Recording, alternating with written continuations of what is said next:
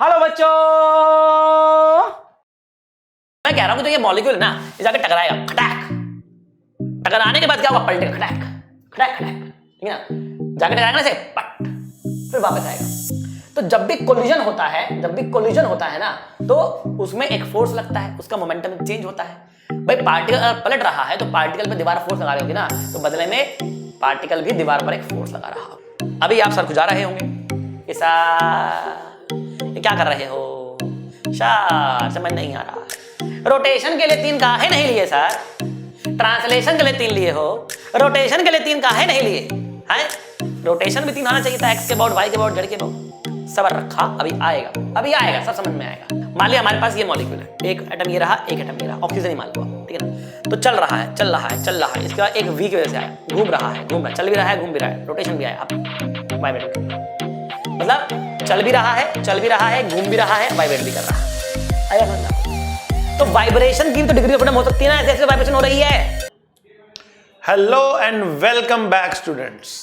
बच्चों, आज का हमारा टॉपिक है काइनेटिक थ्योरी ऑफ गैसेस। बच्चों, इस चैप्टर के अंदर हमें जो बातें करनी है ये हमारे को थर्मोडायनेमिक्स तक काम आएंगी। बहुत इंपॉर्टेंट टॉपिक है, छोटा टॉपिक है, सिंगल शॉट में बेटा हम लोगों को पढ़ना है। आज स्टार्ट करेंगे और आज ही खत्म करेंगे, और अगले लेक्चर में जब हम जाएंगे तो इसकी कुछ चीजें हम इस्तेमाल भी करेंगे थर्मोडायनेमिक्स के अंदर। तो बेटा बहुत ही इंपॉर्टेंट टॉपिक है, ध्यान से पढ़ना, बढ़िया से पढ़ना। कहीं ना कहीं इसका रिलेशन केमिस्ट्री के साथ भी होता है बेटा, तो केमिस्ट्री और फिजिक्स दोनों में है, तो इसलिए इसकी इंपॉर्टेंस और भी बढ़ जाती है। ठीक है, कुछ समानताएं भी होंगी, कुछ डिफरेंसेस भी होंगे केमिस्ट्री और फिजिक्स के अंदर। स्पेशली जो हम थर्मोडायनेमिक्स में जाते हैं, फर्स्ट लॉ ऑफ थर्मोडायनेमिक्स की बात करते हैं, ठीक है ना? तो घबराने का नहीं है, जहां पर जो चीजें वैलिड हैं, इनवैलिड हैं, कैसे लगेगी केमिस्ट्री में, कैसे लगेगी फिजिक्स में, सारी चीजों को क्लियर करते हुए हम यहां पर चलेंगे। तो बेटा स्टार्ट करते हैं आज का topic, kinetic theory of gases. बेटा जैसे कि आप देख रहे हो पीछे ये जो गैसेस चल रही हैं हमारे, ठीक है, तो बेटा जो गैसेस होती है ये बहुत सारे मॉलिक्यूल से मिलकर बनती हैं। बट गैसेस की बात भी करें तो गैसेस को भी आप 2 कैटेगरी में बांट सकते हो। एक होती है बेटा आइडियल गैस और एक होती है बेटा रियल गैस।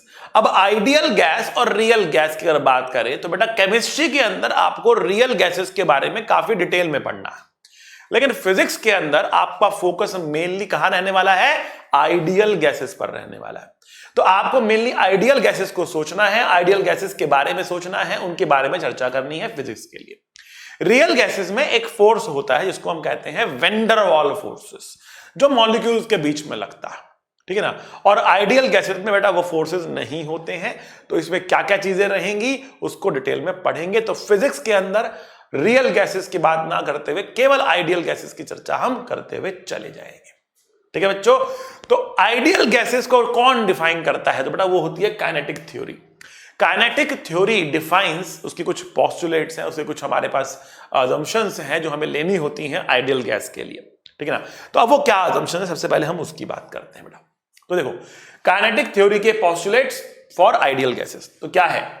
पहला कह रहा है the molecules in a gas are very small and very far apart, most of the volume of a gas is occupied is empty space, ठीक ना? Most of the volume is the empty space. इसका मतलब क्या है?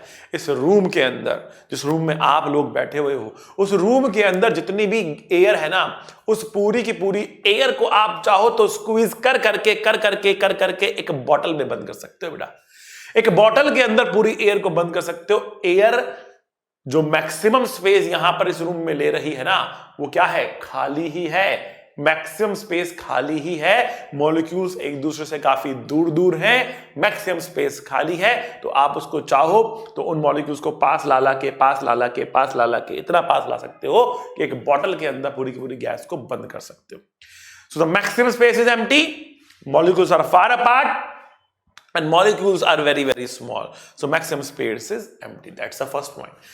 Second point कह रहा है the gas molecules are in constant random motion.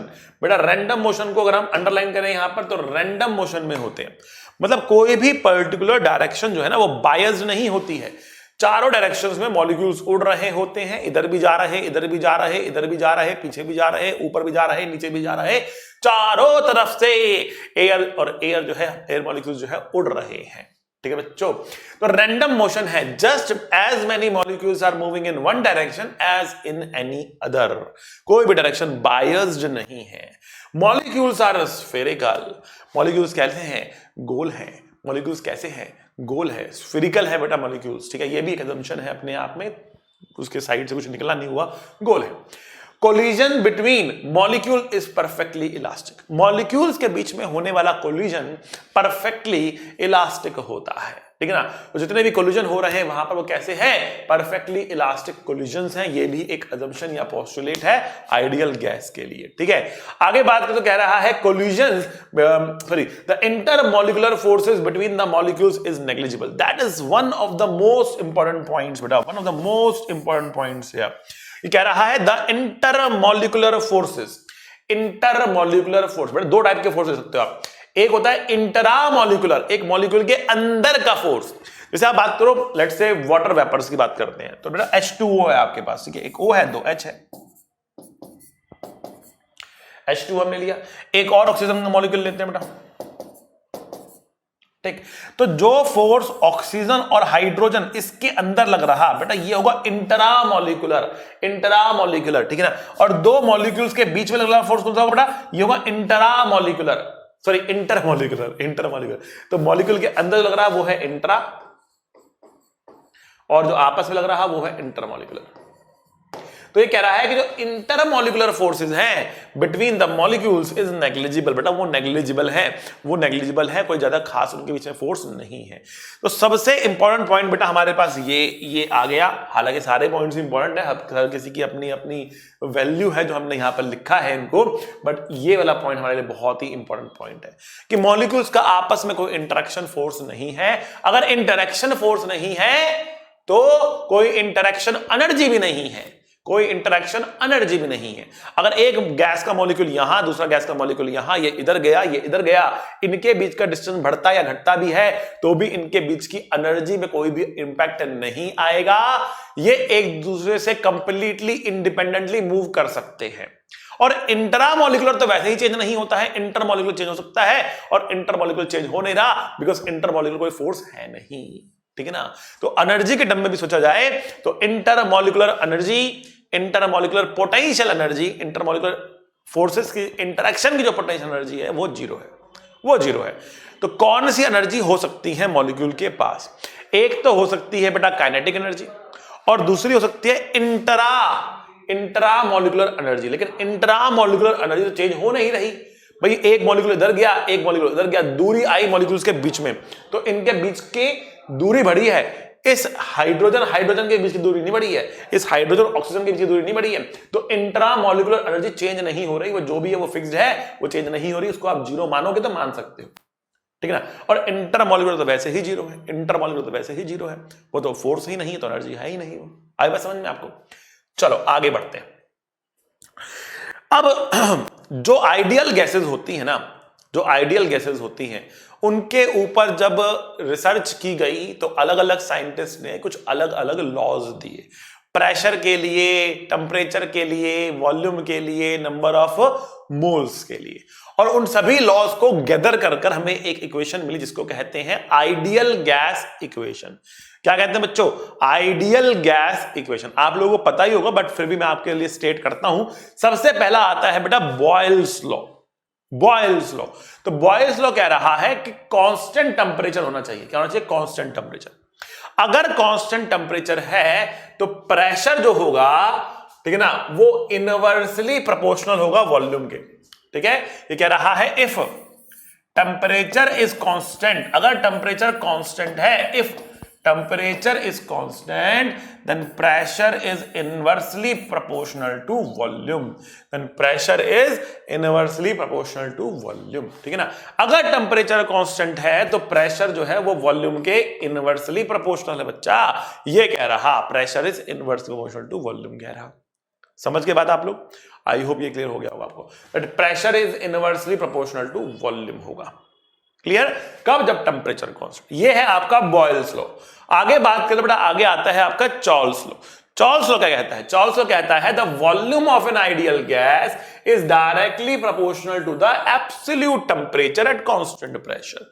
कह रहा कि अगर प्रेशर कांस्टेंट हमने कर दिया, अगर प्रेशर कांस्टेंट हमने कर दिया तो वॉल्यूम जो है वो directly proportional to absolute temperature. What is the meaning of absolute temperature? मतलब temperature in kelvin, temperature in kelvin, ये कह रहा। ठीक है, ओके। अगला देखते हैं बेटा। नेक्स्ट हमारे पास इसको बोलते हैं गे-लुसेक लॉ। ये कह रहा है कि इसमें अगर वॉल्यूम हमने कांस्टेंट कर दी, अगर वॉल्यूम हमने कांस्टेंट कर दी, अगर V हमारा कांस्टेंट हो गया तो क्या होगा? तो भैया जो प्रेशर है ना वो डायरेक्टली प्रोपोर्शनल टू टेम्परेचर हो जाएगा। वॉल्यूम कांस्टेंट तो pressure directly proportional to temperature हो जाएगा। ठीक है बच्चा? चलो भाई, अब एवोगैड्रो लॉ कहता है कि अगर हम कह रहे under the same conditions of temperature and pressure, कि टेम्परेचर सेम और pressure same, T and V, T and V ने T एंड P अगर हमने सेम ले लिया, सेम कर दिया, तब equal volume of the gas contains equal number of molecules. Equal volume will contain equal number of molecules. ठीक है ना?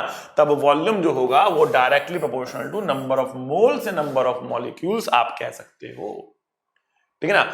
और एक मोल की अगर चर्चा करें, एक मोल कितना वॉल्यूम लेगा? एक मोल कितना वॉल्यूम लेगा बेटा? अगर हम उसको बात करते हैं लेट अस से 1 STP पे, ठीक है ना, 1 STP की बात करते हैं, तो एट 1 STP हम क्या कहेंगे? 1 STP का मतलब क्या होता है? 1 STP का मतलब होता है स्टैंडर्ड टेम्परेचर प्रेशर। प्रेशर आप 1 atm का ले सकते हो, और जो टेम्परेचर होता है वो 0 डिग्री सेंटीग्रेड या 273 केल्विन ले सकते हो। तो उसमें जो नंबर ऑफ मोल्स को अगर आपने 1 रख दिया, एट 1 STP 1 मोल कितना वॉल्यूम लेगा? कितना वॉल्यूम लेगा? तो बेटा ये वॉल्यूम आता है 22.4 लीटर के बराबर। 22.4 लीटर के बराबर ये वॉल्यूम आता है। ठीक है बच्चों? चलो, तो बेटा ये जो 4 लॉज हमने करे, गे-लुसेक लॉ हो गया, एवोगैड्रो लॉ हो गया, ठीक है ना, चार्ल्स लॉ हो गया या बॉयल्स लॉ हो गया, इन सबको मिला दिया जाए ना, इन सबको मिला दिया जाए तो हमारी बनती है आइडियल गैस इक्वेशन। बेटा वो क्या है? वो है PV बराबर nRT। PV बराबर nRT, ये हमारी इक्वेशन बनती है। ठीक है? जैसे अगेन 1 STP की बात करते हैं, तो 1 STP का मतलब क्या हुआ? प्रेशर कितना हुआ बेटा? 1 atm का हुआ। अच्छा, यहां पे R क्या होता है? R होता है गैस कांस्टेंट। ठीक है ना, it's a gas constant. What is the value of gas constant बेटा? तो इसकी वैल्यू होती है 8.314 जूल्स पर मोल केल्विन। लेकिन जो P इंटू V है, ठीक है, इसको हम जूल्स तो लिख ही सकते हैं, ठीक है, इसका यूनिट को हम जूल्स लिख सकते हैं, ठीक है, ओके। लेकिन इसका अगर और यूनिट लिखा जाए तो हम इसको एटमॉस्फेयर में लिख सकते हैं और इसको लीटर में लिख सकते हैं। तो अगर मैं इसको एटमॉस्फेयर और लीटर में लिखूं तो मैं क्या कहूंगा? तो ये होगा 0.08314 अप्रोक्सीमेटली 0.08, आगे 314 नहीं लिखते, काम करते 3 लिख देते हैं, उसको काफी है, ठीक है ना। एटमॉस्फेयर लीटर पर मोल केल्विन, ये भी आप लिख सकते हो बेटा, ये भी आप लिख सकते हो, आ रही बात समझ में?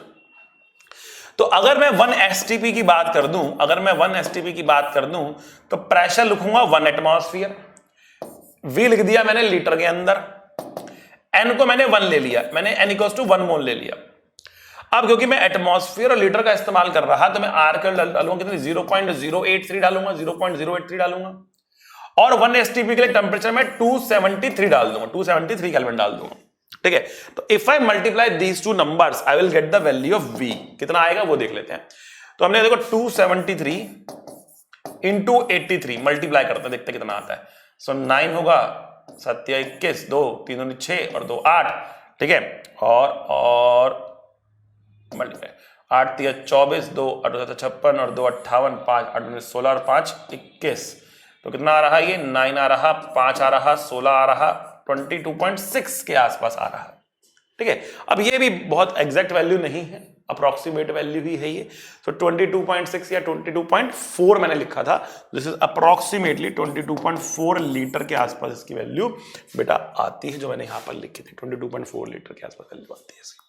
ठीक है, तो यही मैंने कहा था कि ये वैल्यू भी आपको याद करनी है बेटा कि एक एसटीपी के ऊपर 1 मोल के अंदर कितनी वैल्यू वॉल्यूम होती है। तो 1 एसटीपी पे 1 मोल की वॉल्यूम होती है, आपके सामने आ चुकी। मैंने पॉइंट को लगाया बिकॉज यहां पे 3 पॉइंट से मैंने 3 पे पॉइंट लगा दिया। 22.659 तो 22.4 के आसपास, अब आपको 21.6 आ रहा है 4 के लिए आपने, बिकॉज 0.083 भी एक अप्रोक्सीमेट वैल्यू ही है, 29 समथिंग कुछ रहेगा वो, ठीक है ना। तो थोड़ा सा वहां पर भी कम हो जाता है, तो लगभग 22.4 लीटर निकल कर आंसर आपको मिल जाता है। ठीक है, अप्रोक्सीमेटली डजंट रियली मैटर 4 लो कि 6 लो, हालांकि ज्यादा फर्क नहीं है उसके अंदर, कैलकुलेशन में कोई बहुत बड़ा फर्क नहीं पड़ने वाला आपको। ठीक है, बट ये फॉर्मूला आपको याद करना है और ये फॉर्मूला आपको याद करना है। अब यहां पे जो नंबर ऑफ मोल्स हैं, इसको हम और क्या लिख सकते हैं, अब ध्यान से देखना। नंबर ऑफ मोल्स को हम क्या लिख सकते हैं, तो हम कह रहे हैं number of moles can also be written as total mass upon में molar mass, total mass upon में मोलर मास। तो एम टोटल क्या है, इसको बोलते हैं टोटल मास, टोटल मास है ये, टोटल मास। और ये क्या है बेटा, ये है मोलर मास। क्या है ये है मोलर मास। आई बात समझ में। So total mass divide by molar mass is the value of n, is the value of n. समझ गए, total mass divide by molar mass. इसको और एक तरीके से लिख सकते हैं। अच्छा, मोलर मास का मतलब क्या होता है, मोलर मास का मतलब होता है मास इन 1 मोल, मास ऑफ 1 मोल। अगर 1 मोल का मास m है तो n मोल का मास कितना होगा, n into m। So total mass will be n into m। So n equals to total mass divided by molar mass. Unit में है ना, बिल्कुल सिंपल सा, 1 मोल का मास m, n मोल का mass n into m, that is m total. Simple सी बात। तो इसलिए हमारा फॉर्मूला आ गया n equals to m total divided by capital M। ये हमारे पास एक फॉर्मूला आ चुका है, इसको याद कर लेंगे, इसको याद कर लेंगे। अब एक और तरीके से n को लिखा जाता है, तो n को लिखा जाता है total number of molecules divide by Avogadro number, Na। तो ये क्या है, total molecules, total number of molecules, total number of molecules divide by ये क्या है बेटा, Avogadro number. Total number of molecules divide by Avogadro number is the value of n। n क्या है यहाँ पे, number of moles. So number of moles equals to n by Na, n by Na। यहां पर Na क्या भैया, Na क्या है 6.022 10 to the power 23।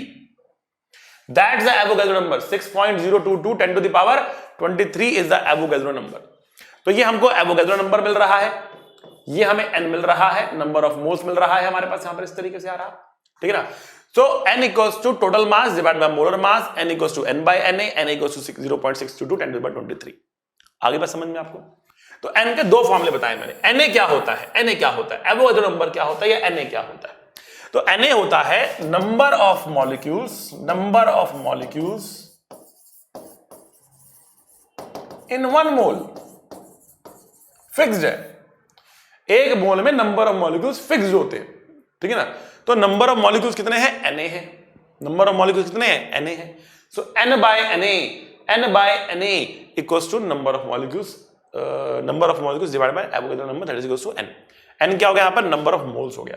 So number of moles is n by Na, number of moles is total mass upon में molar mass. ठीक, अब इसके साथ साथ हम एक और टर्म यहां पे डिफाइन करते हैं, उसको बोलते हैं बोल्ट्जमैन कांस्टेंट। बोल्ट्जमैन कांस्टेंट, इसको लिखते हैं K से, और बेटा इसकी वैल्यू डिफाइन की जाती है R बाय Na से, R बाय Na से। अब कैलकुलेट करना है तो आप कर सकते हो। R की वैल्यू होती है 8.314 और Na होता है 6.022 10 to the power 23। तो ये 1 पॉइंट समथिंग आएगा, ठीक है ना, आप निकाल सकते हो, ये 1 पॉइंट समथिंग आएगा, ठीक है। अगर आप इसको नीचे 60 मान लो तो बेटा ये 23, तो 6 चौक तो 1 आ जाएगा यहाँ पर, तो ये 2 3 बचेगा ऊपर, तो 6 चौक 24 के आसपास, तो 1.4 समथिंग दिख रहा है, या 1.38 समथिंग ऐसे आएगा ये, 1.38 इंटू 10 to the power -23, ये आपको वैल्यू मिल रही है, ठीक है ना, और इसको आपने नंबर ऑफ मॉलिक्यूल से डिवाइड कर दिया है यहाँ पर, ठीक है, नंबर ऑफ मॉलिक्यूल से आपने यहाँ पर डिवाइड कर दिया। So that is how you can calculate the value of के। सो के इज R by Na, के इज R by Na। ये भी आपको ध्यान रखना है, के की वैल्यू कितनी होती है, R by Na के बराबर होती है, ठीक। तो n की वैल्यू समझ में आई, k की वैल्यू समझ में आई, और हमको समझ में आई PV इक्वल्स टू nRT की इक्वेशन, और जो इसके पहले के लॉस से सारे हमने समझ लिए, ठीक है। लेकिन यहां पर बेटा ये प्रेशर जो हमने कहा ये क्या चीज है, हमने टेम्परेचर कहा, ये क्या चीज है, प्रेशर क्यों आ रहा है, टेम्परेचर क्यों आ रहा है, what is temperature, what is pressure, ठीक है। तो हमें थोड़ा सा और उसको मॉलिक्यूलर लेवल पर उतर के चीजों को देखना पड़ेगा, हमें थोड़ा सा मॉलिक्यूलर लेवल पर उतर के बेटा यहां पर देखना पड़ेगा, ठीक है। तो आइए हम उतरते हैं मॉलिक्यूलर लेवल पे और देखने की कोशिश करते हैं कि हम यहां पर क्या चर्चा कर रहे हैं, प्रेशर आखिरकार क्या चीज होता है, प्रेशर आखिरकार क्या चीज होता है, ठीक है। तो प्रेशर के बारे में करते हैं हम लोग चर्चा यहां पर, ठीक। तो देखिए, देखो आप सबको पता होगा कि प्रेशर जो है ये फोर्स पर यूनिट एरिया होता है, बट ये फोर्स आखिरकार आ कहां से रहा है, हमें ये देखना है, फोर्स आखिरकार आ कहां से रहा है, हमको ये देखना है, ठीक है ना। ओके, तो हम समझने की कोशिश करते हैं फोर्स आ कहां से रहा है। ओके,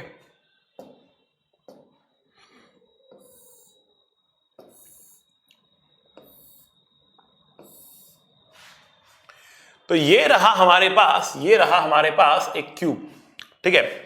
हमने कहा कि मान ले ये हमारा कंटेनर है, ये हमारा कंटेनर है, इस कंटेनर के अंदर क्या बहुत सारी गैस के मॉलिक्यूल्स है, इस कंटेनर के अंदर बहुत सारी गैस के मॉलिक्यूल्स है, मतलब एक ही गैस है उसके बहुत सारे मॉलिक्यूल्स हैं, ठीक है।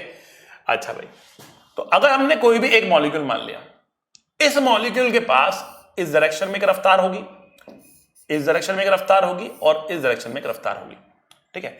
Let me call this as the first molecule, so this will have v1x, मतलब velocity of the first molecule along x, velocity of the first molecule along y, velocity of the first molecule along z, ठीक। तो what is the net रफ्तार of v, first particle v1 कितना है बेटा, ये होगा under root of v1x का square plus v1y का स्क्वायर प्लस v1z का square, that is the value of v1। ये हमारे पास बेटा v1 की वैल्यू आ रही है, इस तरीके से हम v1 की वैल्यू को लिख पा रहे हैं। आई होप इतनी बात आपको समझ में आ गई होगी। The value of v1 is under root of v1x square, v1y square, v1z square, ठीक। अब देखते हैं, अगर मैं इस फेस की बात करता हूं, अगर मैं इस फेस की बात कर रहा हूं और मैं कह रहा कि ये क्यूब है, और इस क्यूब की जो साइड लेंथ है ना ये L है, इस क्यूब की साइड लेंथ L है, ठीक है ना। और मैं जानना चाहता हूं भाई कि इस क्यूब की ऊपर जो फोर्स लग रहा वो कैसे आ रहा। तो मैं कह रहा हूं कि जो ये मॉलिक्यूल है ना ये जाके टकराएगा, खटैक, टकराने के बाद क्या होगा, पलटेगा, खटैक खटैक खटैक, ठीक है ना, जाके टकराएगा ना से पट, फिर वापस आएगा। तो जब भी कोलिजन होता है ना तो उसमें एक फोर्स लगता है, उसका मोमेंटम चेंज होता है। भाई पार्टिकल अगर पलट रहा है तो पार्टिकल पे दीवार फोर्स लगा रही होगी ना, तो बदले में पार्टिकल भी दीवार पर एक फोर्स लगा रहा होगा। तो और ऐसे बहुत सारे पार्टिकल्स होंगे टकरा रहे होंगे उसके ऊपर, दीवार यहां पर लगी है ना, तो दीवार के ऊपर क्या यहां से पार्टिकल आ रहे हैं, जुम जुम जुम जुम जुम जुम जुम, बहुत सारे पार्टिकल्स आ रहे हैं उसके पास, और टकरा रहे, कंटिन्यू टकरा रहे दीवार से, खटैक खटैक खटैक खटैक खटैक, टकरा रहे, टकरा के क्या वापस आ रहे, रिबाउंड कर रहे हैं, ठीक है। जब वो रिबाउंड करेंगे तो उनके ऊपर एक फोर्स लग रहा होगा। तो पहले एक सिंगल पार्टिकल के देखते हैं कि फोर्स कितना लगता है, ठीक है। तो हमने कहा कि मान लिया हमारे पास ये पार्टिकल है और ये दीवार है, ठीक है, ये दीवार है, इस पार्टिकल का मास m था और ये v रफ्तार से जा रहा था, ठीक। टकराया, पलटा, कोलिजन है परफेक्टली इलास्टिक, तो बेटा ये पलटेगा भी सेम रफ्तार से, ये पलटेगा भी बेटा सेम रफ्तार से, ये पार्टिकल सेम रफ्तार v से पलट गया, जा भी रह सकता था, वापस पलटा भी v से, ठीक है। अच्छा जी, तो किसका मोमेंटम में चेंज कितना है, what is the change in momentum, what is the change in momentum, कितना आएगा। अब ध्यान दे, कुछ बच्चे बोलेंगे सर मोमेंटम में चेंज ही नहीं हुआ, जा भी v से रहा था, आ भी v से रहा है, तो मोमेंटम में चेंज हुआ ही नहीं। नहीं, गलत हो बच्चा, यहां पर गलत हो, ध्यान देना। मोमेंटम जो है वो एक वेक्टर क्वांटिटी है, तो डायरेक्शन बदलने की वजह से भी बदलता है ये, ठीक है ना। तो हम कह रहे हैं कि हमारे पास जो इनिशियल मोमेंटम है ना वो कितना है m इंटू वी, बट ये है आई कैप में, if I am considering this as i cap. जो फाइनल मोमेंटम है ना ये है कितना m into we minus I cap में, पीछे आ रहा। तो चेंज कितना हुआ, फाइनल माइनस इनिशियल चेंज हुआ है। तो what is final, m into we minus I cap. What is initial, m into V I cap. तो देखा तो ये -2 times of mv I cap. तो that is the change in momentum. So momentum का change पीछे की तरफ आ रहा, नेगेटिव है तो पीछे की तरफ आ रहा है, फोर्स पीछे की तरफ लग रहा होगा, ठीक है ना। हमें इसमें टाइम से डिवाइड करना पड़ेगा फोर्स निकालने के लिए, ठीक। तो टाइम क्या आएगा, टाइम क्या आएगा, देखो अगर ये मास m है, पहली बात समझो, तो y की वजह से और z की वजह से इस दीवार पे कोई इंपैक्ट नहीं आएगा। y की वजह से ऊपर वाली दीवार पे इंपैक्ट आएगा, z की वजह से सामने वाली दीवार पे इंपैक्ट आएगा। तो अलग अलग कंपोनेंट जो होंगे वो अलग अलग दीवारों पर प्रेशर क्रिएट कर रहे होंगे। तो मैं फिलहाल इस वाली दीवार की बात कर रहा हूं, ठीक है ना। तो इस दीवार पे x कंपोनेंट की वजह से इंपैक्ट पड़ने वाला है, इस दीवार पे x की वजह से इंपैक्ट पड़ने वाला है, ठीक।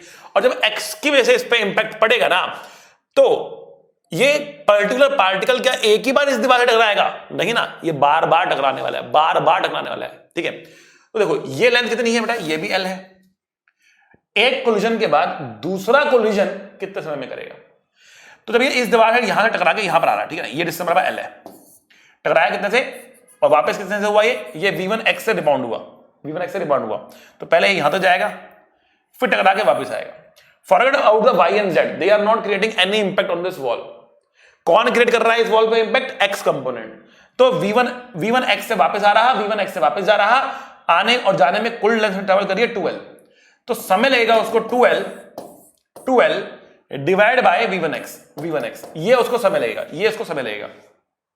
आई होप आपको बात समझ में आ गई होगी।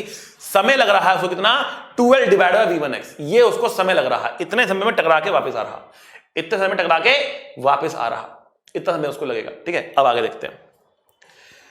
तो हम कह रहे एक दीवार पर एक पार्टिकल कितना फोर्स क्रिएट कर रहा, एक दीवार पर एक पार्टिकल कितना फोर्स क्रिएट कर रहा। तो हम कह रहे हैं फोर्स क्रिएट कर रहा होगा वो P = F = कितना मोमेंटम चेंज हुआ डिवाइड बाय टाइम टेकन। तो कितना मोमेंटम चेंज हुआ बच्चा, तो m into v1x multiply by 2, multiply by 2 करना पड़ रहा है हमको। 2 से मल्टीप्लाई करेंगे, देखो बच्चों अब एक 2mv होता है, 2mv होता है, माइनस आई का भी इस direction, so that is not really needed here. तो 2mv का चेंज है हमारे पास, 2mv का चेंज हमारे पास, ठीक है। तो 2mv1x का चेंज है किसकी वजह से, पहले पार्टिकल की वजह से, divide by time taken. So what is the time taken, ध्यान से देखो, 2l by v1x is the time taken. हर इतनी देर के बाद कोलिजन हो रहा, हर इतनी देर के बाद कोलिजन हो रहा, हर 2 कोलिजन के बीच में इतना समय लग रहा। तो एवरेज निकालेंगे कितना मोमेंटम का चेंज हो रहा हर पर सेकंड, तो हर इतना मोमेंटम चेंज होगा कितने समय में, 2l बाय v1x में चेंज हो रहा, ठीक। ये ऊपर जाएगा, 2 से 2 बढ़ जाएगा, तो कितना आ रहा, m/l v1x square, m/l v1x square आ रहा, ठीक है। बट क्या हमारे पास एक ही पार्टिकल है, नहीं ना, हमारे पास तो बहुत सारे पार्टिकल्स हैं। तो कुल कितना फोर्स आएगा भैया, कुल कितना फोर्स आएगा, सबका हमें ऐड करना पड़ेगा ना। तो हम बोलेंगे m/l v1x का स्क्वायर प्लस v2x का square plus v plus dot dot dot dot vnx का स्क्वायर, ठीक। ये जो फोर्स लग रहा है, ये जो फोर्स लग रहा है ना, वो इस वाली वॉल पे लग रहा, वो इस वाली वॉल पे लग रहा, ठीक। अब y की वजह से दूसरी वॉल पे लग रहा होगा, z की वजह से तीसरी वॉल पे लग रहा होगा, ठीक है। अच्छा, बट पहले मैं प्रेशर निकालता हूं, प्रेशर कितना होगा। तो जो ये आपके पास दीवार है ना, जो ये आपके पास दीवार है, इसका एरिया कितना है, तो इसका एरिया हमारे पास है, बताओ बच्चों कितना एरिया इसका, l², बहुत सही, ठीक है। तो बेटा कितना प्रेशर होगा, तो प्रेशर क्या होता है, फोर्स अपॉन में एरिया, फोर्स ये रहा, एरिया डिवाइड करके प्रेशर निकालेंगे, तो बोलेंगे pressure equals to force upon में एरिया, एरिया है l², तो m/l³ हो गया, m/l³ हो गया ये। और यहां पर तो वही है v1x का स्क्वायर, v1x का स्क्वायर प्लस v2x का square plus dot dot dot dot vnx का स्क्वायर, ठीक। आ रही बात समझ में आपको। l³ को हम वॉल्यूम लिख सकते हैं। अब जो ये फोर्स है ना, ये जो प्रेशर आ रहा, ये केवल और केवल x कंपोनेंट की वजह से एक दीवार पे आ रहा। दूसरी दीवार पे क्या होगा, वाई कैसे आएगा, तीसरी से कितना आएगा, जेड कैसे आएगा। अब लेकिन एक कंटेनर का प्रेशर अगर आपको डिफाइन करना है तो आपको अलग अलग दीवारों पे अलग अलग प्रेशर डिफाइन नहीं करते आप एक एवरेज प्रेशर की बात करते हो कि रूम के अंदर एक एवरेज प्रेशर कितना है। तो एवरेज प्रेशर के लिए आप तीनों दीवार, अगर 6 दीवारें हैं कोई दिक्कत नहीं है, 6 में डबल हो जाएंगी, फिर आधा करोगे आप, है ना भाई। 3 पे जो हो रहा बाकी 3 पर भी वही हो रहा, तो आप 3 लेके निकाल लो कि 6 लेके निकाल लो, उससे फर्क नहीं पड़ता। 6 लोगे तो प्रेशर को भी 6 बार ऐड करोगे और फिर 6 से डिवाइड करोगे। 3 लोगों तो 3 बार ऐड करके डिवाइड बाय 3 कर दोगे। देखो कैसे, ठीक है ना। तो अब मैं कह रहा कि what is the average pressure, average pressure कितना है, तो x कंपोनेंट ऑफ वेलोसिटी के प्रेशर निकालेंगे, इसको मैं px बोल देता हूं क्योंकि यहां पे x कंपोनेंट लिखे हुए मैंने। प्रेशर की डायरेक्शन नहीं है, प्रेशर वेलोसिटी के किस कंपोनेंट की वजह लिखा वो लिखा मैंने यहां पे। अब y की वजह लिखूंगा और z की वजह लिखूंगा, डिवाइड बाय 3 कर दूंगा तो ये मेरा एवरेज प्रेशर आ जाएगा। That will be my average pressure, ठीक है। ओके सर, तो m by l cube, x की वजह से x आएगा, y की वजह से y, z की वजह से z। तो हर पार्टिकल क्या मिलने वाला, आपको मिलने वाला v1 x का स्क्वायर प्लस v1 y का स्क्वायर प्लस v1 z का स्क्वायर। तो फर्स्ट पार्टिकल का आया। सेकंड के लिए क्या आएगा बेटा, v2 x का स्क्वायर, v2 y का स्क्वायर, v2 z का square plus dot dot plus vn x का स्क्वायर प्लस vn y का स्क्वायर प्लस vn z का square whole divided by 3, whole divided by 3। Understood, बहुत बढ़िया। Now what is this, what is this and what is this and what is this, क्या है ये। तो ध्यान से देखो, मैंने आपको बताया था कि जो v1 है वो है रूट ऑफ v1 x का स्क्वायर, v1 y का स्क्वायर, v1 z का स्क्वायर, स्क्वायर कर दो तो v1 का स्क्वायर क्या होगा, v1 का स्क्वायर इन दोनों का स्क्वायर का सम है, ठीक है। So now I can see that the average pressure is nothing but mass, L cube is the volume of the cube, v1 का स्क्वायर, v2 का square plus dot dot dot vn का square, ठीक। एक 3 भी यहां पे लिख लेते हैं आगे, ठीक है ना, 3 भी लिख लेते हैं। अब देखो, if I divide by n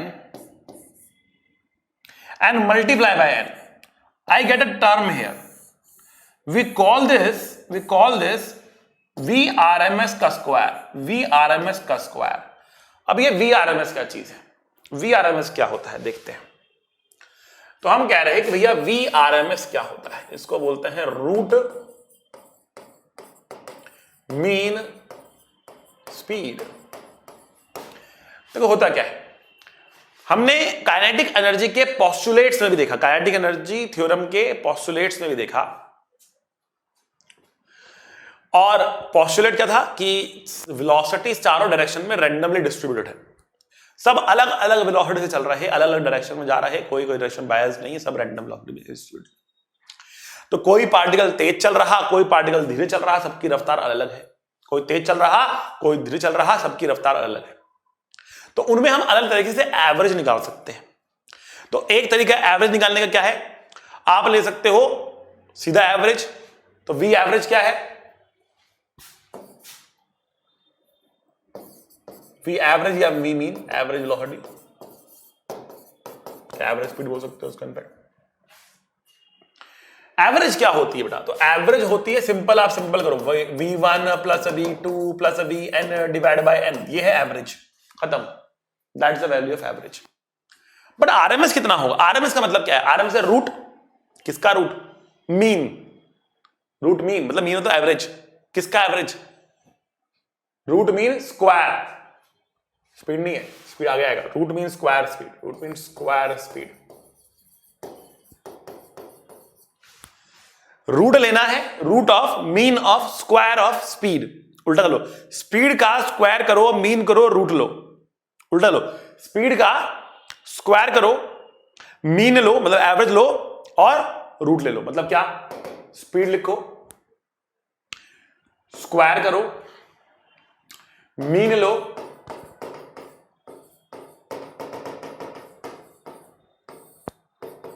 और रूट ले लो, ठीक।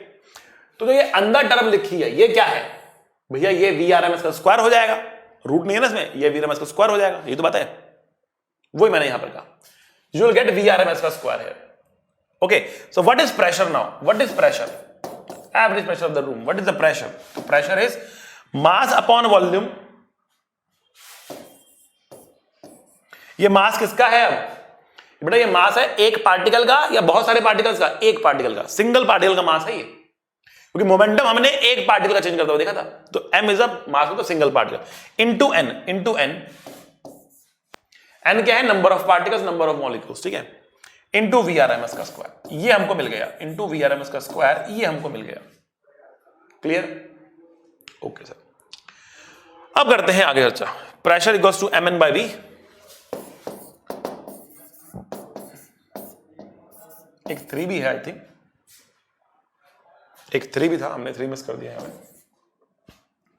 इनटू VRMS का स्क्वायर, ये हमको मिल रहा है। Mass of one molecule, mass of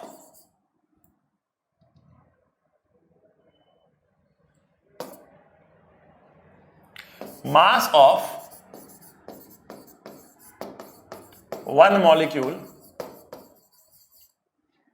into number of molecules is equal to total mass. So pressure equals to total mass 3 by V into VRMS का square. Now P into V equals to nRT.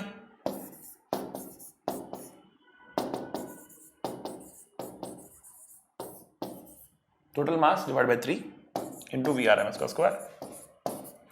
So number of moles क्या होगा? Number of moles क्या होगा? So number of moles is total mass upon a molar mass, RT into 3 total mass into VRMS का square. Total mass cut गया। From here we can say that VRMS is under root of 3RT by m। VRMS is root 3RT by m। ये हमें मिल गया root mean square speed का formula. हम कह रहे हैं कि VRMS क्या चीज है भैया? VRMS है under root of 3RT by m। Under root of 3RT by m है ये होता है VRMS। V एवरेज कितना होता है बेटा? इसका फॉर्मूला याद करेंगे, 8RT by pi m। 8RT by pi m होता है, ठीक है ना। और एक और रफ्तार होती है इसके अलावा, उसको बोलते हैं VMP, मतलब मोस्ट प्रोबेबल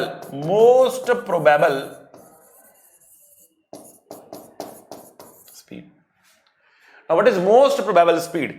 तो बेटा मोस्ट प्रोबेबल स्पीड होती है under root of 2RT by m। Under root of 2RT by m मतलब क्या है मोस्ट प्रोबेबल का? तो मतलब ये होता है इसका कि जो डिफरेंट पार्टिकल्स डिफरेंट रफ्तार से चल रहे, लेकिन कोई ऐसी एक रफ्तार है जिससे मैक्सिमम पार्टिकल चल रहे, तो अगर आप अलग अलग पार्टिकल्स की रफ्तार पूछोगे तो अलग अलग होगी, कोई सेम भी बताएगा, कोई अलग भी बताएगा, क्योंकि रैंडम है ना, ठीक है। तो अगर मैं कोई पर्टिकुलर रफ्तार दी कि भैया इस रफ्तार से कितने चल रहे हो सकता है 10 चल रहे हो, इससे कितने चल रहे हो सकता है 20 चल रहे हो, इससे कितने चल रहे हैं 100 चल रहे हो, इससे कितने चल रहे हैं 1000 चल रहे हो, तो जिस रफ्तार के लिए मैक्सिमम पार्टिकल चल रहे वो है मोस्ट प्रोबेबल स्पीड। कहने का मतलब यह है कि अगर आप रैंडमली कोई एक पार्टिकल पकड़ लो, ठीक है ना, और उसकी रफ्तार पूछो तो कौन सी रफ्तार आने के चांसेस मैक्सिमम है, तो जिससे मैक्सिमम चल रहे होंगे पार्टिकल उसके पिक होने के चांसेस ज्यादा होंगे, बिकॉज उसके पार्टिकल ज्यादा है, ठीक है ना। So most probable speed is root 2RT by m, root 3RT by m and root 8RT by m। अब यहां पर ना बेटा बोल्ट्जमैन कांस्टेंट की टर्म में भी आपको फॉर्मूला लिखने के लिए आ सकता है। कैसे आ सकता है समझाता हूं। देखो, हम कह रहे कि बोल्ट्जमैन कांस्टेंट होता है R बाय NA। VRMS उठा लेते हैं, तो VRMS क्या है? Under root of 3RT by m। If I replace R by K into NA, T by m. Now what is m? M is the mass of 1 mole. So can I say that 3kT by m by Na का root. Mass of 1 मोल मतलब mass of Na molecules. हम कह रहे हैं Na molecules का मास कितना? Na molecules Na molecules has mass equals to m. One molecule has mass m by Na. Let me write this as small m. So what is small m? Mass of one molecule. So we'll say it's under root of 3 kT by small m. Small m, mass of one molecule. Mass of one molecule.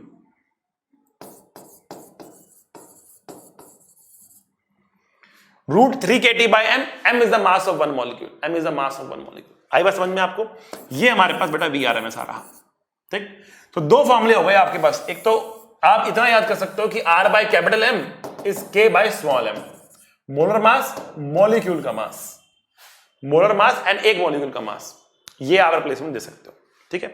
चलो वापस आते हैं अपने formula पे. हम यहां पे देखो क्या लिख रहे थे. हम यहां पर ये लिख रहे थे, ठीक है? हम यहां पर ये लिख रहे थे, mass upon volume is density.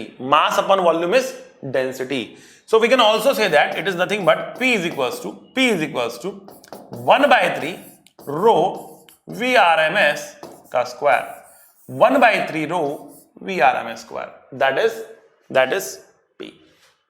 Now if you want you can replace VRMS as 3RT by m, but फिर वो आप अल्टीमेटली वही आइडियल गैस इक्वेशन तक पहुंच जाओगे. But let's not go till there. Let's simply write P is equals to 1 by 3 rho VRMS का square. ये हमने यहां तक प्रेशर निकाला है फिलहाल. ये हमने यहां तक प्रेशर निकाला है फिलहाल.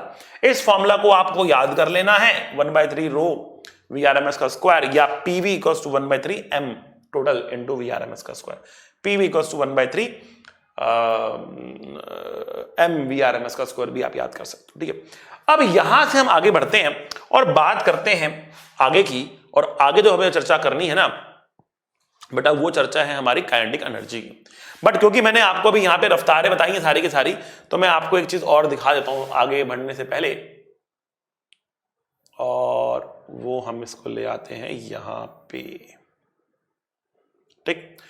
अब देखो ये ग्राफ आपके सामने है बेटा. ये ग्राफ है मैक्सवेल स्पीड डिस्ट्रीब्यूशन कर्व इसे कहते हैं. तो अगर किसी भी गैस का किसी भी एक टेंपरेचर पर अलग अलग स्पीड का ग्राफ बनाया जाए, अलग अलग स्पीड पे उसका हमने ग्राफ बनाया, एक फंक्शन यहां पर डिफाइन किया जाता है. एक फंक्शन यहां पर डिफाइन किया जाता है, वो मैक्सवेल का कॉम्प्लिकेटेड सा फंक्शन होता है, ठीक है? मैक्सवेल का कॉम्प्लिकेटेड सा फंक्शन होता है. तो जब भी हम मैक्सवेल स्पीड डिस्ट्रीब्यूशन कर्व की बात करते हैं ना, तो ये कर्व आपको मिल गया.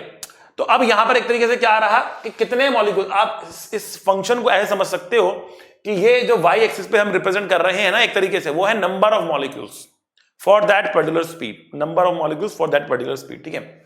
In fact it is dn by dv, कहीं ना कहीं ऐसा रहता है, ठीक है? But let's not go into complete details. Let's simply talk about कि ये क्या चीजें हैं. तो अलग अलग स्पीड के लिए अलग अलग नंबर ऑफ मॉलिक्यूल्स हैं. जिस स्पीड के लिए मैक्सिमम नंबर ऑफ मॉलिक्यूल, जहां पे पीक आ रही, तो जिस स्पीड के लिए मैक्सिमम नंबर ऑफ मॉलिक्यूल आ रहे हैं ना, वो है V मोस्ट प्रोबेबल. VP लिख लो या VMP लिख लो, एक ही बात है. तो V मोस्ट प्रोबेबल का रफ्तार ये रहा. और उसके बाद हम आगे बढ़ते हैं, हमें मिलता है मीन रफ्तार. मीन रफ्तार 8RT by pi m. फिर आगे बढ़ते हैं, मिलता है root mean square speed under root of 3RT by m. तो ये फॉर्मूले आपके सामने रहे. स्पीड डिस्ट्रीब्यूशन कर्व ये रहा. इस कर्व का जो एरिया होता है, इस कर्व का जो एरिया होता है, ये याद रखना है आपको, इस कर्व का जो एरिया होता है ना,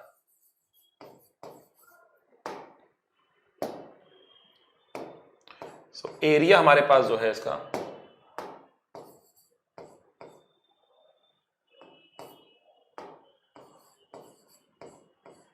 एरिया जो आपके पास होता है वो होता है number of molecules.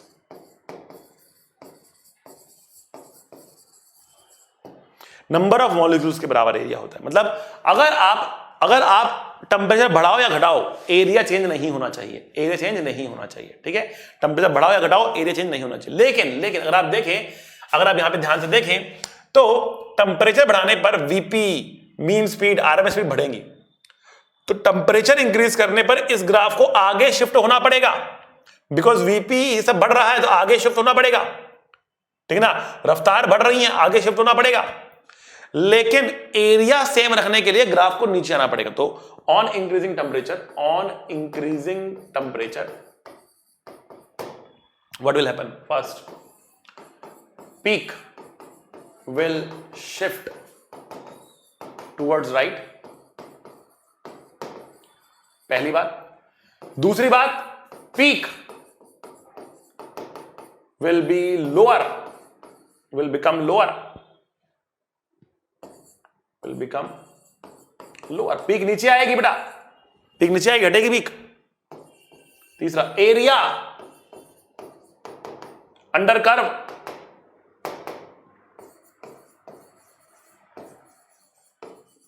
will remain same. Area change नहीं होगा, एरिया चेंज नहीं होगा इसका, ठीक है ना.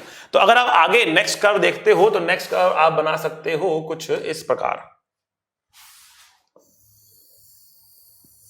at higher temperature, so peak is shifting rightwards, peak is going down. If the temperature here is T1, the temperature here is T2, T2 will be greater than T1. So peak आगे जाएगी और नीचे जाएगी. ये चीज आपको ध्यान रखनी है बेटा इसके लिए. ये बेटा मैक्सवेल स्पीड डिस्ट्रीब्यूशन का.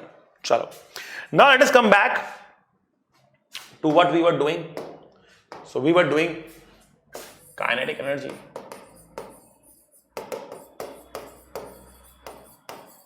काइनेटिक एनर्जी की बात करते हैं हम यहां पर. बहुत इंपॉर्टेंट चीजों में हम आ रहे हैं. हम काइनेटिक एनर्जी की बात करते हैं. तो what is the kinetic energy? तो बेटा हर पार्टिकल के लिए काइनेटिक एनर्जी लिखी जा सकती है. So total kinetic energy will be half. Basically translation की वजह से है. अभी हम घूमने वाली बात नहीं कर रहे, केवल पार्टिकल के चलने की बात कर रहे हैं. घूमने की बात भी करेंगे. तो हाफ एम पहले पार्टिकल की वजह से v1 स्क्वायर, दूसरे की वजह से v2 स्क्वायर और nth की वजह से vn स्क्वायर. यहां पर भी m क्या है? m है mass of one molecule. Mass of one molecule. So half m v1 square, v2 square dot dot vn square. That is how we write the translational kinetic energy. इस तरीके से हम ट्रांसलेशनल काइनेटिक एनर्जी लिखते हैं. यहां पर m क्या है? m है mass of one molecule. Mass of one molecule है, ठीक है. अब देखो यहां पर अगर मैं यहां पर n से डिवाइड करूं और n से मल्टीप्लाई करूं तो आपको ये टर्म क्या बनती हुई दिख रही है? Vrms का स्क्वायर. सो कैन आई से द ट्रांसलेशनल काइनेटिक एनर्जी, क्योंकि मैंने घूमने की बात कहीं पर भी नहीं करी, केवल चलने की बात कर रहा हूं, equals to half mn into Vrms का square. That means half. Now what is mn? mn is total mass into Vrms का स्क्वायर.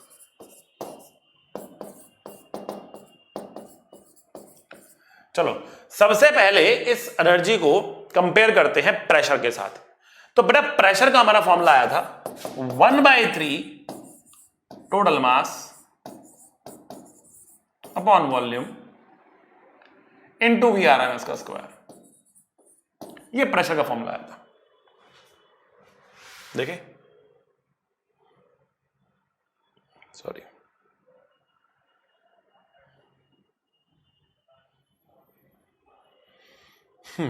तो प्रेशर का फॉर्मूला हमारे पास दिख रहा है 1/3 टोटल मास Vrms का स्क्वायर डिवाइड बाय वॉल्यूम, ठीक है.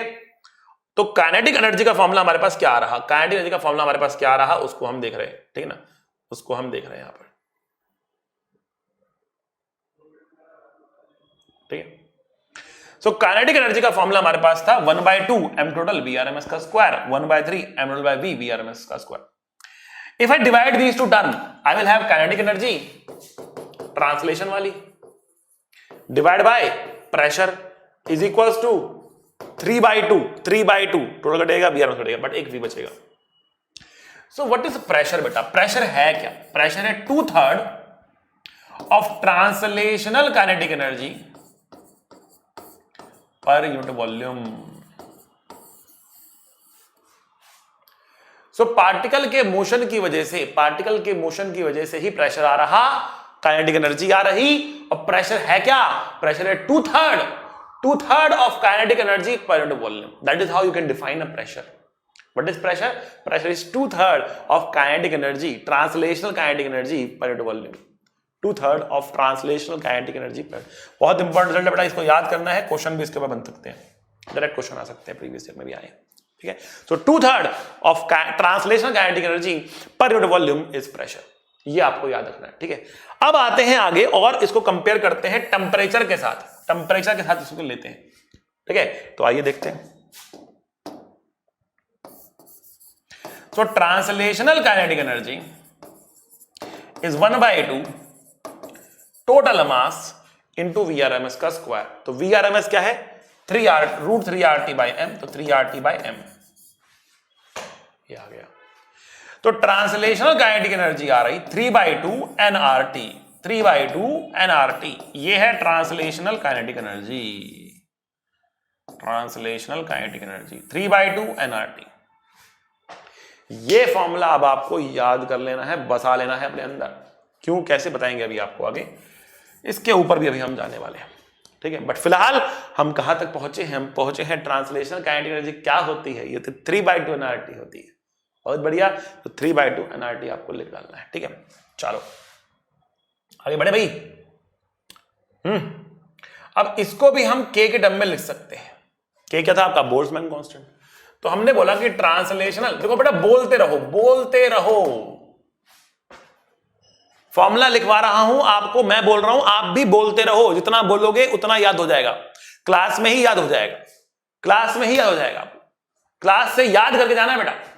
3/2 nRT, 3/2 nRT, बोलो बोलो बच्चा। Translational kinetic energy is 3/2 nRT, translational kinetic energy is 3/2 nRT। बेटा बोलो बच्चा, बोलो, बोलना जरूरी है। 3/2 nRT है। अब देखो मैंने कहा कि R को मैं रिप्लेस करता हूं किससे? R/Na इज K, तो K इंटू Na से, K इंटू Na से रिप्लेस करते हैं। N क्या है? Number of moles. Na क्या है? नंबर ऑफ पार्टिकल्स इन 1 मोल। अगर एक मोल में जितने पार्टिकल्स हैं उसको नंबर ऑफ मोल से मल्टीप्लाई करेंगे, टोटल नंबर ऑफ पार्टिकल्स मिलेगा ना हमको, 3/2 nKT। N क्या है? Total number of particles, total number of particles. Translational kinetic energy. So basically आप N इंटू R को लिख सकते हो, N इंटू R को लिख सकते हो K इंटू Na से, K इंटू N से, या ऐसे लिख लो N इंटू K से। Can also write this, conversion है। NR is NK, small nr is equal to capital NK, ठीक। ये कन्वर्जन भी आप इसको याद रखेंगे, ठीक है। हालांकि मैं मैक्सिमम यूज करने वाला हूं इस फॉर्मूले को यहां से मूविंग फॉरवर्ड, लेकिन कभी कभी बोल्ट्जमैन कांस्टेंट के टर्म में अगर आपको चीजें मिलती हैं तो आपको ये फॉर्मूला भी पता होना चाहिए। ये फॉर्मूला बेटा आपको पता होना चाहिए, ठीक है। तो हमें मिल गया 3/2 nRT। तो ये तो ट्रांसलेशन की एनर्जी थी सर। रोटेशन की एनर्जी कैसे निकालेंगे? ये रोटेट होगा तो रोटेशन की एनर्जी कैसे निकालेंगे भैया? रोटेशन की एनर्जी निकालना सीखने के लिए आपको अब आगे एक कॉन्सेप्ट पढ़ना पड़ेगा। व्हाट इज द कॉन्सेप्ट बेटा? चलो बात करते हैं उस कॉन्सेप्ट की जो हमें आगे पढ़ना पड़ेगा। तो बेटा उस कॉन्सेप्ट का नाम है, आइडिया तो हो गया, डिग्रीज ऑफ फ्रीडम। उस कॉन्सेप्ट का नाम है डिग्रीज ऑफ फ्रीडम, ठीक है, डिग्रीज ऑफ फ्रीडम। चलो आइए, डिग्रीज ऑफ फ्रीडम क्या होता है? सो डिग्रीज ऑफ फ्रीडम का मतलब होता है number of independent ways,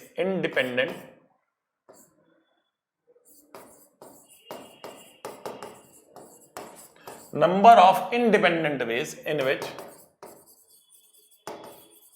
a gas molecule can possess energy. Number of independent ways in which a gas molecule can possess energy. ठीक है, कितने ऐसे इंडिपेंडेंट तरीके हैं जिससे एक गैस मॉलिक्यूल एनर्जी को पोजेस कर सकता है, रख सकता है। तो बेटा एनर्जी कितने टाइप की हो सकती है उसके पास? एक तो काइनेटिक एनर्जी हो गई उसके पास, और दूसरा पोटेंशियल एनर्जी हो गई उसके पास, ठीक है। अब पोटेंशियल एनर्जी तो है ही नहीं आइडियल गैस के केस में, क्यों? क्योंकि इंटरामोलिकुलर एनर्जी की हम बात नहीं कर रहे, और इंटरमोलिकुलर एनर्जी है ही नहीं। इंटरामोलिकुलर एनर्जी चेंज नहीं होने वाली है। क्यों चेंज नहीं होने वाली है? क्योंकि हम उसके डिस्टेंसेस को चेंज नहीं कर रहे।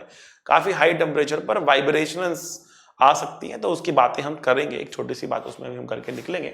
बट फिलहाल के लिए हम क्या कह रहे हैं, जो उसके अंदर की एनर्जी है it is possessed mainly by kinetic energy, ठीक। बट काइनेटिक एनर्जी भी दो टाइप की, ट्रांसलेशन एंड रोटेशन, ठीक है। तो अलग अलग गैस के टाइप के लिए अलग अलग डिग्री ऑफ फ्रीडम होंगी। सबसे पहले बात करते हैं हम मोनो एटॉमिक गैस की।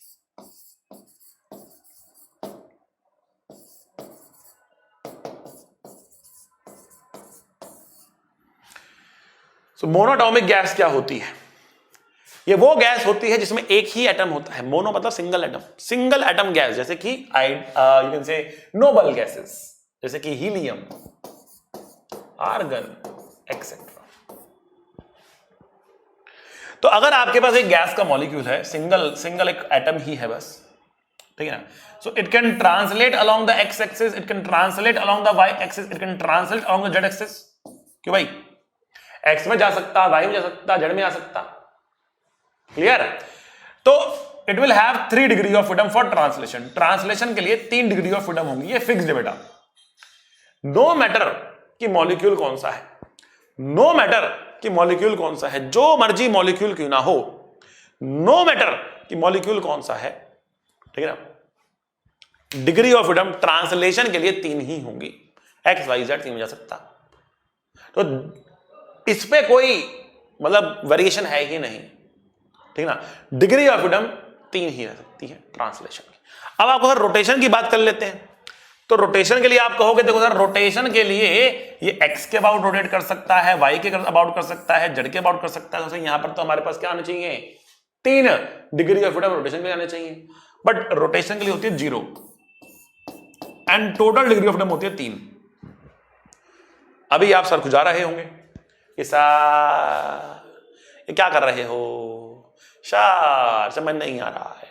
रोटेशन के लिए 3 काहे नहीं लिए सर? ट्रांसलेशन के लिए 3 लिए हो, रोटेशन के लिए 3 काहे नहीं लिए हैं? रोटेशन भी 3 आना चाहिए था, एक्स के अबाउट, वाई के अबाउट, जेड के अबाउट। सबर रखा, अभी आएगा, सब समझ में आएगा। डायटोमिक पे चलते हैं। नहीं सर पहले ये समझाओ। अरे चलो तो सही, सबर रखा करो, कहा है सबर रखो तो रखो। डायटोमिक गैस की बात करते हैं। डायटोमिक गैस जैसे कि H2, N2, O2 etcetera, 2 atom. Die मतलब 2। तो मान लिया हमारे पास डायटोमिक गैस, हमने ऑक्सीजन ले लिया ऐसे, ठीक। अब बताओ बेटा, डायटोमिक गैस के लिए ट्रांसलेशन तो 3 ही है, ये इधर जा सकता, इधर जा सकता और जेड में आ सकता, एक्स में, वाई में, जेड में। अब रोटेशन की चर्चा करते हैं। तो बेटा ये वाई में घूम सकता है, ये जेड में घूम सकता है और ये एक्स में घूम सकता है। लेकिन इन 3 में से एक ऐसी रोटेशन है जिसे हमें कंसीडर नहीं करना है। इन 3 में से एक ऐसी रोटेशन है जिसे हमें कंसीडर करना ही नहीं है। वो कौन सी रोटेशन है बेटा? वो कौन सी रोटेशन है? हमें रोटेशन के लिए 2 चाहिए, हमें रोटेशन के लिए 2 होंगी इसके अंदर, चाहिए नहीं 2 होंगी इसके अंदर। तो कौन से वाला नहीं लेंगे? एक्स वाला नहीं लेंगे कि वाई वाला नहीं लेंगे कि जेड वाला नहीं लेंगे? कमेंट करके बताओ, कमेंट करके बताओ बेटा कि कौन से वाला एक्सिस पर डिग्री ऑफ फ्रीडम नहीं लेंगे, कौन से वाले एक्सिस पर एनर्जी नहीं आएगी और क्यों नहीं आएगी, क्यों नहीं आएगी? कमेंट करके बताओ। देखते हैं कितने बच्चों को ये बात पता है या सोच सकते हैं उस बारे में बात, ठीक है। तो डिफरेंस देखो, जब वाई के अबाउट घूम रहा तड़ तड़ तड़ तड़ तड़ तड़ तड़ तड़ तड़ तड़ तड़ तड़ तड़ तड़ तड़ बड़े तेज घूम रहा, जब जेड के अबाउट घूम रहा तड़ तड़ तड़ तड़ तड़ तड़ तड़ बहुत तेज घूम रहा। लेकिन जब एक्स के अबाउट घूमेगा तो कैसे घूमेगा? तो घूमने के लिए होना भी चाहिए ना, ये तो घूम ही नहीं रहा है, सब कुछ ही इस लाइन पे आ गया है। छोटा छोटा पार्टिकल एक बड़ी लाइन है, क्या घूम रहा है, कहाँ घूम रहा है, जब बूचों को ताव देते हैं ना वैसा हो रहा है वो ठीक है, कुछ भी नहीं हो रहा है उसमें। बट वाई के अबाउट को तो फिर घूम रहा है, तब आपको एक्चुअल में रोटेशन दिख रहा है। जेड के अबाउट आपको एक्चुअल में रोटेशन दिख रहा है, लेकिन एक्स के अबाउट रोटेशन नेग्लिजिबल है। क्योंकि दोनों के दोनों एटम इसी लाइन के ऊपर आ रहे, उसका मूवमेंट ऑफ इनर्शिया नेग्लिजिबल हो रहा, इसलिए इस लाइन के अबाउट कोई एनर्जी खास आएगी नहीं, एनर्जी आएगी जेड के अबाउट और वाई के अबाउट। इसलिए 2 रोटेशन हमने लिए। यहां पर क्या है, यहां पर तीनों ही एक्सिस ऐसी हैं जिसके अबाउट घूम नहीं रहा है, खाली स्पिन टाइप कर रहा, और उसकी एनर्जी नेग्लिजिबल रहेगी, ठीक है। इसलिए 2 डिग्री ऑफ फ्रीडम ली गई और टोटल डिग्री ऑफ फ्रीडम कितनी हो गई? 5 हो गई। अब जिस प्रकार से डायटोमिक गैस होती है ना, उसी प्रकार से हमारी अगली गैस भी होती है जिसका नाम है polyatomic linear gas. Polyatomic linear gas, अब ये क्या चीज है? तो पॉलीएटॉमिक लीनियर गैस होती है कैसी? जैसे कि CO2, कम एग्जांपल्स हैं इसके, बट ये क्या है, इसमें मोर नंबर ऑफ 2 से ज्यादा एटम्स हैं, लेकिन चेन सीधी है, मतलब बॉन्ड एंगल कितना है इसमें 180 सी चुने। तो this behave just like diatomic gas, मतलब ट्रांसलेशन के लिए 3, रोटेशन के लिए 2 और total degree of freedom 5। Again ये वाली हमें एक्सेस का डिग्री ऑफ फ्रीडम नहीं लेना है, ठीक, समझ गए। अब इसके बाद जो लास्ट में आती है बेटा वो है आपका polyatomic non linear. Polyatomic non linear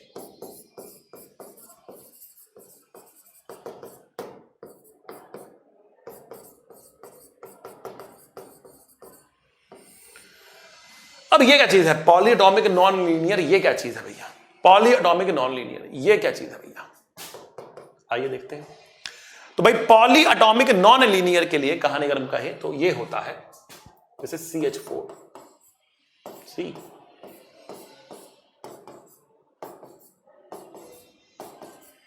H4। कोई भी ऐसी एक्सिस नहीं है, कोई भी ऐसी एक्सिस नहीं है जिसके ऊपर सारे के सारे मॉलिक्यूल सारे के सारे एटम्स आ जाए। कोई भी ऐसी एक्सिस नहीं है जिसके ऊपर सारे के सारे एटम्स आ जाए। बिकॉज ऐसी कोई भी एक्सिस नहीं है जिस पर सारे के सारे एटम्स आ जाए, इसलिए ट्रांसलेशन का भी 3 और रोटेशन का भी 3, कुल मिलाकर 6 डिग्री ऑफ फ्रीडम हमें लिखनी है। कुल मिलाकर 6 डिग्री ऑफ फ्रीडम हमें लिखनी है। आई होप आपके बात समझ में आ रही होगी। कुल मिलाकर हमारी डिग्री ऑफ फ्रीडम 6 आ रही है हमें। क्लियर बच्चा? ओके। तो हमने ट्रांसलेशन की बात कर ली, रोटेशन की बात कर ली, लेकिन इसके अलावा ना एक डिग्री ऑफ फ्रीडम और हो सकती है जो काफी हाई टेम्परेचर पर एक्टिवेट होती है, उसको बोलते हैं वाइब्रेशन। वाइब्रेशन आप देखो ऐसा कुछ हो सकता है, ऐसा कुछ हो सकता है। देखो मान लिया हमारे पास ये मॉलिक्यूल है, एक एटम ये रहा, एक एटम ये रहा, ऑक्सीजन ही मान लो आप, ठीक है ना। तो चल रहा है चल रहा है चल रहा है, इसके बाद एक वी की वजह से आया, घूम रहा है घूम रहा है, चल भी रहा है घूम भी रहा है, रोटेशन भी आया, अब वाइब्रेट भी कर रहा है। मतलब चल भी रहा है, चल भी रहा है, घूम भी रहा है, वाइब्रेट भी कर रहा है। आई बात समझ में आपको? तो वाइब्रेशन की भी तो डिग्री ऑफ फ्रीडम हो सकती है ना, ऐसे ऐसे वाइब्रेशन हो रही है, यस और नो। तो और भी कॉम्प्लिकेटेड डिग्री ऑफ फ्रीडम हो सकती है, बॉन्ड बेंडिंग टाइप की भी हो सकती है, ठीक है, बट वहां पे हमें नहीं जाना है। लेकिन अगर कोई कहे कि vibrational modes of degree of freedom भी कंसीडर आपको करना है, तो आप चुपचाप 2 डिग्री ऑफ फ्रीडम और ऐड कर देना वाइब्रेशन की। मोनो एटॉमिक गैस में वाइब्रेशन नहीं होता, तो सिंगल ही है ना, क्या वाइब्रेट करेगा भैया? चलेगा, खाली चलेगा, घूम नहीं सकता बेचारा वो, तो कहां घूमेगा, घूमने कुछ है ही नहीं, खाली चल सकता है। तो जो मोनोटॉमिक होता है उसमें ना रोटेशनल डिग्री ऑफ फ्रीडम होता, ना ट्रांसलेशन डिग्री ना वाइब्रेशन डिग्री ऑफ फ्रीडम होता। बाकी सब में रोटेशन भी है, वाइब्रेशन भी है। वाइब्रेशन की जो मर्जी मॉलिक्यूल क्यों ना हो, क्योंकि हमें ऐसा कोई निकालना हमारे सिलेबस में है नहीं, हाई टेम्परेचर पर वो एक्टिवेट होते हैं और 2 डिग्री ऑफ फ्रीडम आप ले सकते हो, ठीक है। क्वेश्चन अगर कहेगा तो लेना है, नहीं तो नहीं लेना, चुपचाप बैठो, नहीं तो नहीं लेना, ठीक है। तो जो बताया है वो लेना है। क्वेश्चन कह देगा, आईआईटी में कभी कभी एक आध क्वेश्चन पूछा गया है, मेंस में भी एडवांस में भी कभी कभी क्वेश्चन आया, बहुत रेगुलर नहीं आया, कभी कभी आया है, जिसमें वाइब्रेशन डिग्री ऑफ फ्रीडम भी वो ऐड करने को कह रहा है, जिसमें आपको 2 degree of freedom extra add करनी पड़ रही। समझ गए? क्लियर है? तो हमने यहां पर क्या सीखा? हमने यहां पर अलग अलग गैसेस के लिए डिग्री ऑफ फ्रीडम सीखा। अभी आप कहोगे सर आपने बात शुरू कर दी थी रोटेशनल काइनेटिक एनर्जी से, वो तो आपने बताया नहीं, वो तो आपने बताया नहीं, पता नहीं क्या बनाने लग गया डिग्री ऑफ फ्रीडम। तो वो तो बताओ कि भैया रोटेशनल काइनेटिक एनर्जी कितनी होगी। तो मैंने कहा वो सीखना है ना, एक और लॉ पढ़ो, एक और लॉ पढ़ो फिर। तो उसको कहते हैं law of equi partition of energy. क्या मतलब है इसका? इसका मतलब है एन आइडियल गैस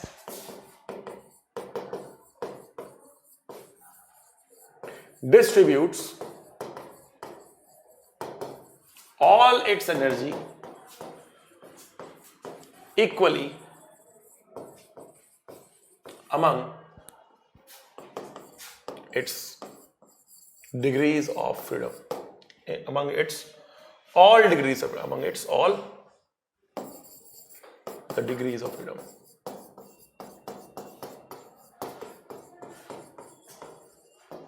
एक आइडियल गैस अपनी सारी एनर्जी बराबर बांटती है सभी डिग्री ऑफ फ्रीडम में, बिना किसी भेदभाव के।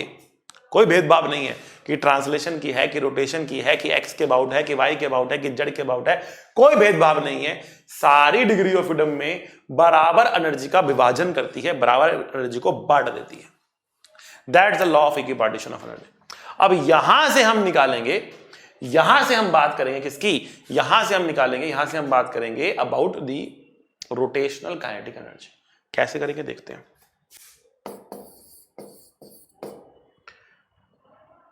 पहले ट्रांसलेशन की बात कर लेते हैं।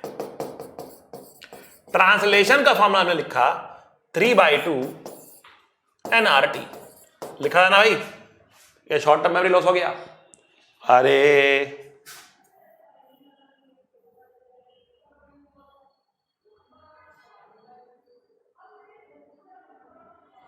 स्टार डाला था, कहा था याद कर लो 3/2 nRT, ट्रांसलेशन का है ये।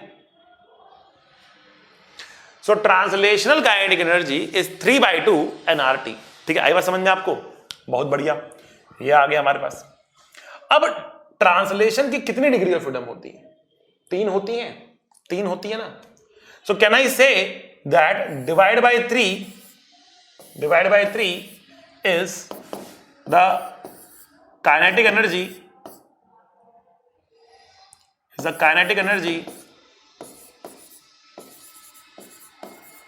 पर डिग्री ऑफ फ्रीडम।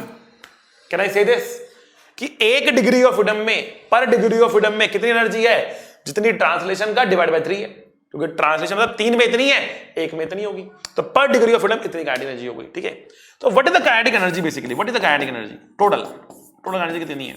हम बोलेंगे F/2,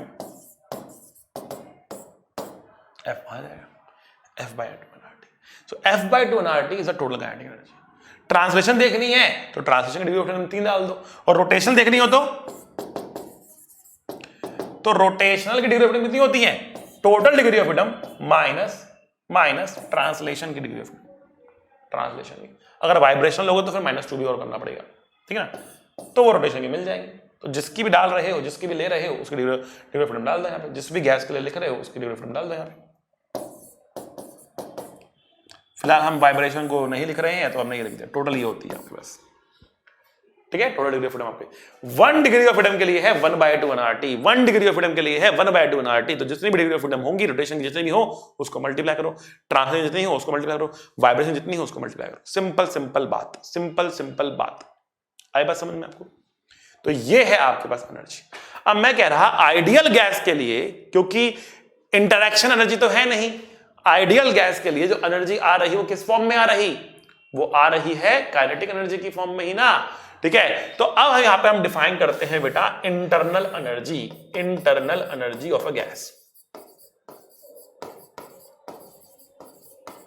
तो पोटेंशियल एनर्जी को मैं 0 लेके चल रहा, चेंज तो होने वाली है नहीं, तो 0 लेके चल रहा, तो मैं कह रहा internal energy U will be equals to kinetic energy will be equals to F/2 nRT।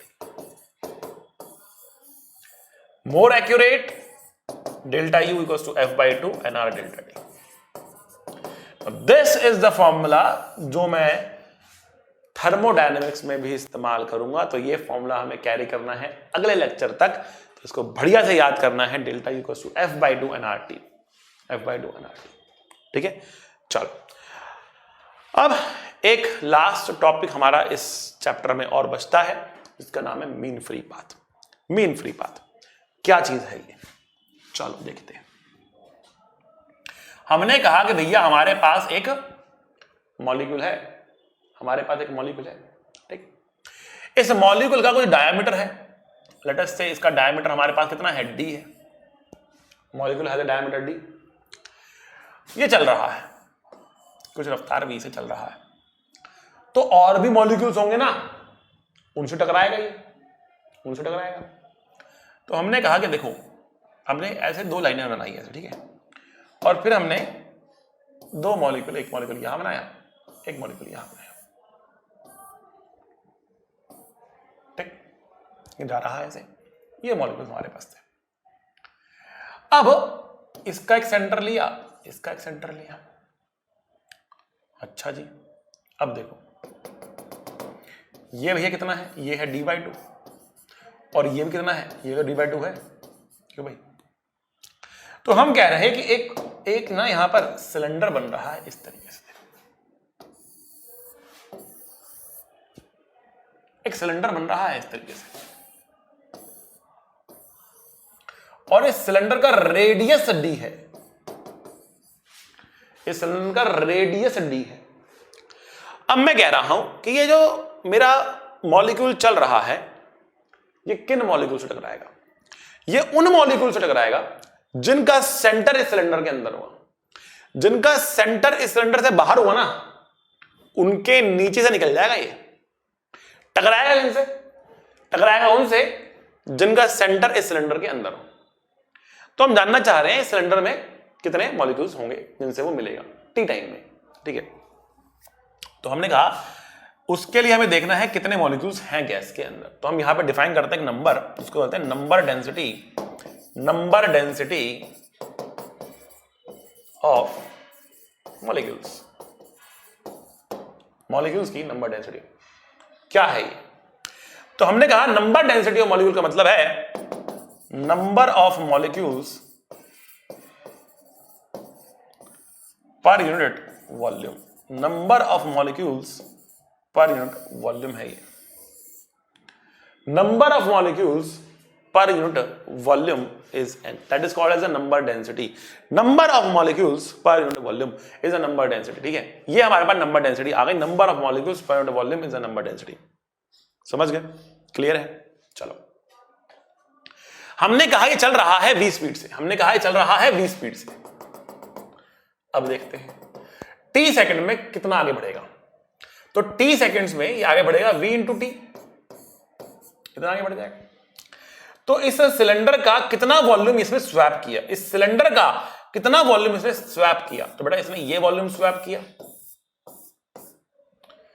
तो कितना वॉल्यूम स्वैप कर रहा है ये? वॉल्यूम कितना स्वैप कर रहा है? तो वॉल्यूम स्वैप कर रहा है area, that is pi R square. R कितना है? डी के बराबर, तो pi D square into length, that is VT. इतना वॉल्यूम स्वैप कर रहा। इतने वॉल्यूम में कितने मॉलिक्यूल से मिलेगा वो?